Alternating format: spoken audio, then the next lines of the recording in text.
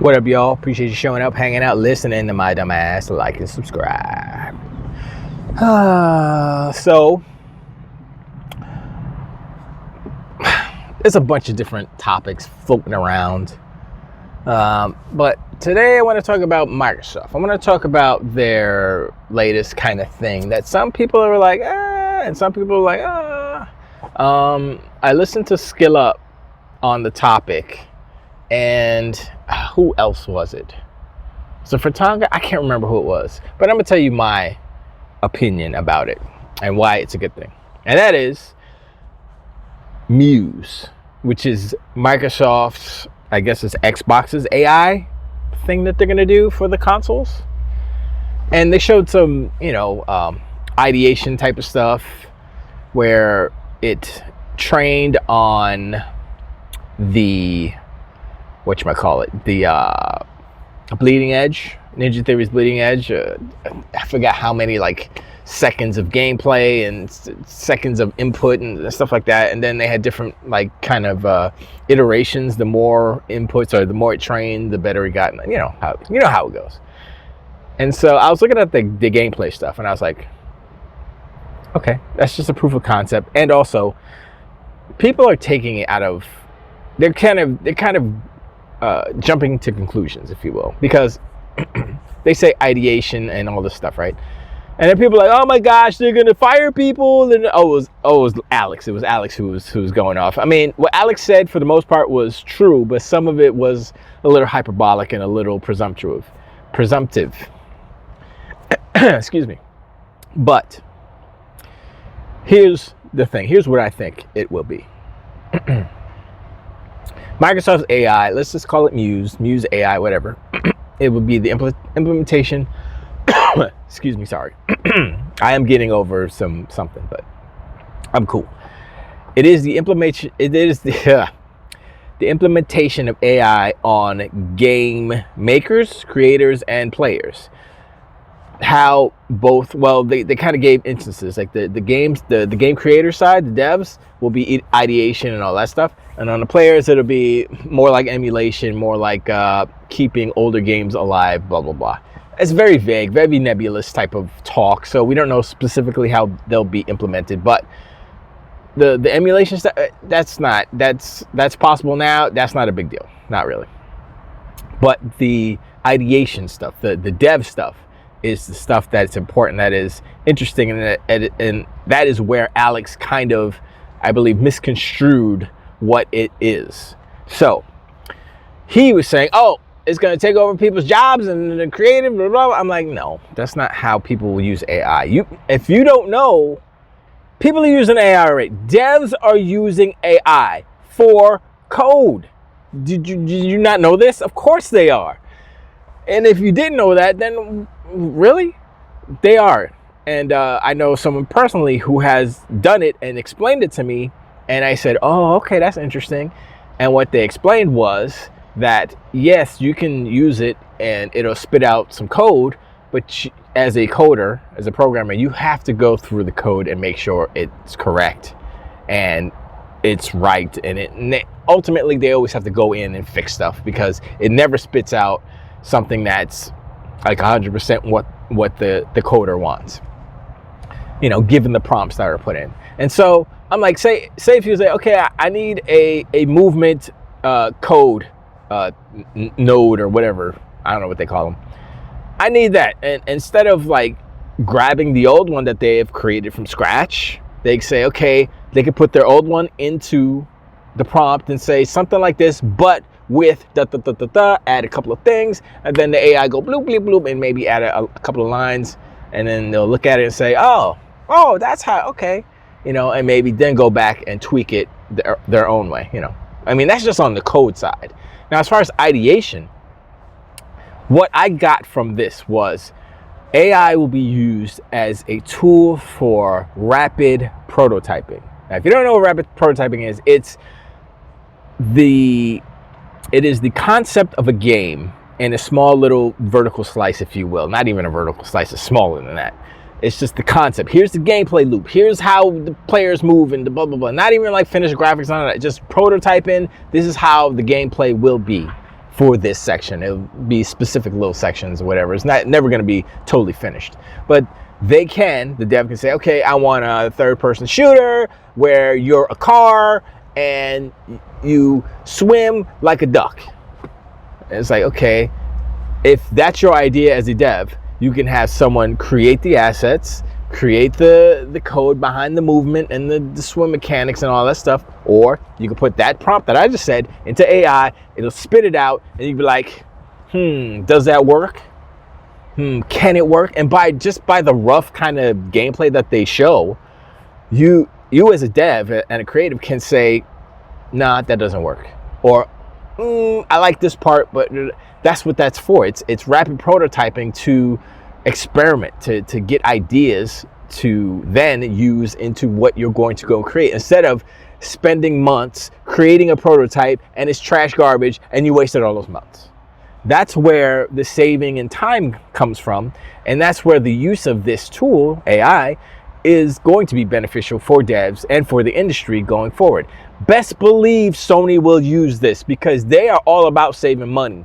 They're trying to. I don't know if they have an AI system that is good enough for this. Maybe they'll use Microsoft, maybe they'll use ChatGPT, whatever, but I'm pretty sure they're using it already as well. And so when Alex and everybody else who's scared of AI don't realize that, it's just like everything else in the world that exists. It's not about the tools. It's about who uses them and for what purpose. Some evil developer could come around and say, yeah, I'm going to use it to create and fire everybody. It's just going to be me and I'm going to make an AI game. And guess what? That AI game probably going to be trash because AI needs prompts. AI needs to learn. It needs to be trained. It needs human input. And you can say, no, it doesn't just go on the internet and guess what? All that stuff on the internet, that's human input, dummies. So regardless of what you think about AI is dependent on humans for it to actually have anything to create. It needs to create from something. And what it's creating from is millions of years of evolution and ideas and artistry from us, humans. And so AI will always be dependent on humans, regardless. And even if they try to do stuff on their own, all the things they've learned, AI that is based off of humans, human history, human intellect, human behavior, human creativity, all of that. And also, I would like to point out, and people don't realize this, that AI and let's say just an artist, illustrator, right? An illustrator using a tool like AI for just ideation. Like I said, you put in a prompt and say, I want a landscape with the duck flying in the air and the shark jumping up to eat the duck, and then a whale jumping up to eat the shark, and then a volcano, right?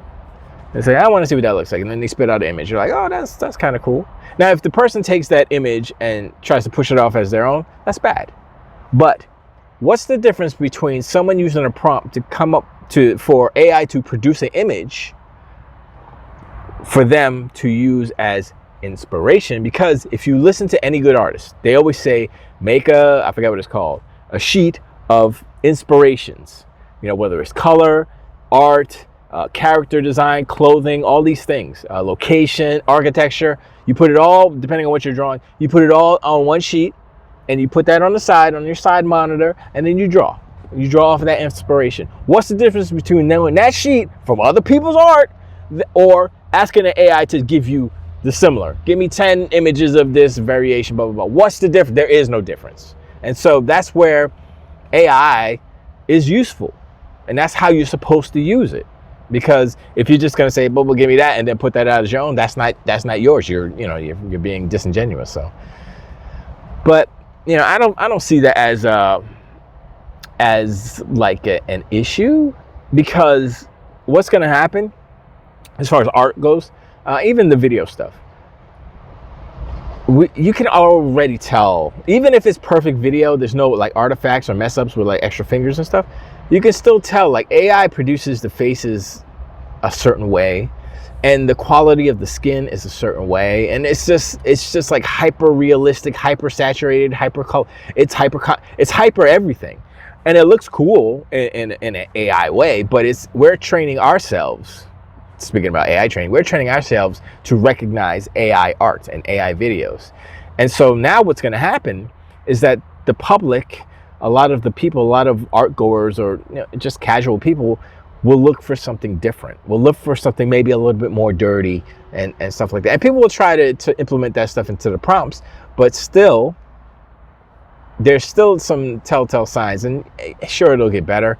But honestly, even past just the video presentation, the writing, the page, there's things that humans can do that AI can't do quite yet. And we're always going to be one step ahead of AI and as far as the artistry goes, because like I said before, they need us to train off of. So, and depending on I don't know what the AI is scraping for, the most popular stuff, and then if it keeps scraping from the most popular things, then the obscure, unique, out of the ordinary things will become more popular, and then the cycle shifts that way, and then it'll shift to something else. And that's just how kind of popular zeitgeist type of stuff works anyway. So I don't see it as a problem. As far as how Microsoft will use it, is early days, but on tandem on that, to append to that AI, Xbox AI stuff, Satya put out a post, I think it was yesterday, where he was talking about not hyper computing, what was it called, quantum computing with qubits and stuff. And I'm like, wait, what? They had the milestone, and I'm like, uh-oh. And so I'm like, wait a second, I'm pretty sure this isn't going to happen, but if Microsoft figures out a way to create a quantum chip, a quantum CPU or AP or whatever, right, that uses qubits, and it's compatible with the binary way of things that have been done for decades, but also it can do qubit stuff.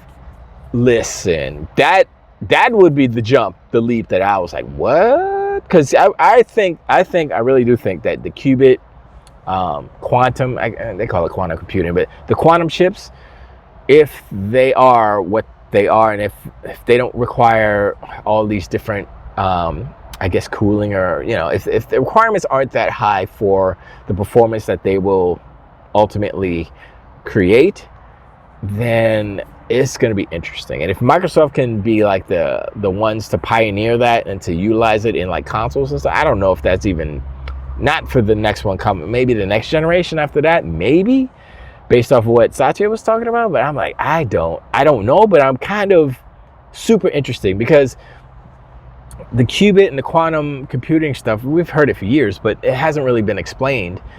And how I understand it, it's not just an open and closed state, the binary. It's is it 4? I don't remember how many states that it can exist in, the information. So it's definitely interesting, and it's definitely something that if that takes off and that happens and that becomes the norm, it will shift everything, will become quantum. And it'll be an exponential jump in like power and speed and all these things. And that's going to be like a worldwide, generational, planetary, historical change. That's, not just for video games. I'm like, yeah, make the video games better, but it makes like everything better. And that's like really cool. That's like the nerd in me, like the futurist nerd in me, like, yo, that'd be dope. Flying cars or whatever. But the AI talk is interesting. And I have more faith in Microsoft with their AI, just based off of their Auto SR stuff that they had put out before, and Digital Foundry said, they said it was good, no problems here. It looks really great. It looks promising. The Auto ASR of the Xbox Microsoft. You know how they talk. I look at Auto SR. I'm like, all right, cool. That's a good first step. And now they're talking about all this, Xbox AI and stuff. Cool, that's the first, good. I'm looking at PlayStation, I'm looking at Pisser Tech, and I'm like, nope. I have no faith in Sony. Sony should be on top of this, because I believe they have AI chips in their cameras, I think. I could have swore that Microsoft did a deal with Sony to get some AI whatever, and exchange. Sony got some server Azure info whatever. I think they did that before, maybe a year or two ago. And so I'm like, what? Wait, Microsoft is looking to Sony for AI guidance or whatever, or just info, just to see what I think. Well, I mean, like I said, Microsoft's a smart company, so they probably, because they've been messing with Chat GPT for a minute. They got shares in that. They know what they're doing, right? They put a lot of money into Chat GPT, so they have AI. They've had AI brewing. So when they did the deal with Sony to, I guess, get some AI information, I don't know what from where, but maybe the cameras or the chips or whatever. I think what they were just trying to do is like say, okay, we got the Chat GPT stuff, we got this. Now let's see what Sony's doing. Let's see if it's even worth looking into. And then they probably looked at it and said, "Oh, pisser, ha ha ha ha ha, get that crap out of here." That being said, that whole what was it called? I can't remember. It was a Chinese AI thing that changes how the prompts work and how I guess the AI calls for or utilizes the prompts, or how it scrubs or something, that it made it like super efficient. And so I'm like, okay, that's another kind of evolution and step towards AI being better and AI being a more useful tool, you know. And so all these things happening are a good look for us nerds and stuff, outside of like the creatives. And once again, the creatives, as a creative, I know that they're going to be hesitant in using AI because there is a stigma that, oh, you're using AI, then you're not even a real creative anymore because they're doing all the work, and I explained how that's not the case. But it's definitely interesting. For me, I'm so interested in the AI revolution, not just for bumping up resolution and frame rate. You know, that's like the first steps of simple AI. Sure, AI could do that. Okay, once they, that's something that's always going to be like implemented. And if you want to be real, all of these DLSS and all these AI upscalers, it's all kind of AI, not really, but it's AI without the learning part, without the training part. So it'll do this like before, when you want to be checkerboard rendering, right? Somebody wrote the code to make checkerboard rendering work, and instead of AI having like certain parameters, or the code having certain parameters to say, okay, it'll take this frame and that frame and learn and then project the image, it just does what the code says. And so the difference between the old code of checkerboard rendering and AI checkerboard rendering, pisser if you will, is that it's supposed to learn. I mean, that's generative AI. It's supposed to learn, machine learning. That's what the ML is for. So I don't know if pisser tech is ML. It might not be. It might be kind of reliant on the coders over at Sony to input more data, train off of, to input the training off of. I mean, even that still, even if they supply the data to train off of, the AI still has to be written in order to learn from it. So whatever. I mean, it's semantics at some point, but nonetheless, it's interesting. And the people who are afraid of it just don't understand it. They have small brains and they're scared for no reason. Okay. AI has been around for a very long time, and it will continue to be around for a long time. Just because they named it something different, everybody's got AI, blah, blah, blah.